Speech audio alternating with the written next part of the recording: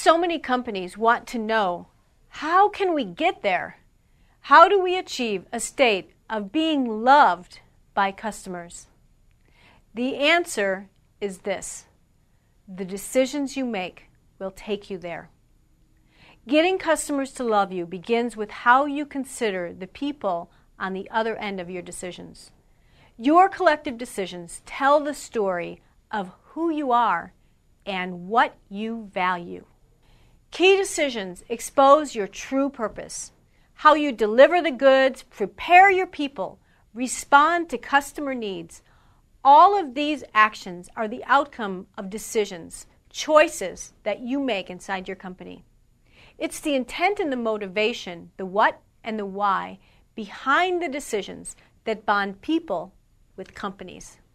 When your intent, what you want to accomplish, and your motivation, the reason you make the decision, are driven by your awareness of and your empathy for customers, the outcomes will set you apart. Then customers will grow your business for you. Beloved companies share 5 active and purposeful decisions that inform and motivate their conduct. They decide to believe. They decide with clarity of purpose. They decide to be real. They decide to be there. And they decide to say sorry. These 5 decisions drive devoted customers and business growth. What is the story that the collective decisions of your organization are telling customers, employees, and the marketplace? To become a beloved company is to rethink your decision making.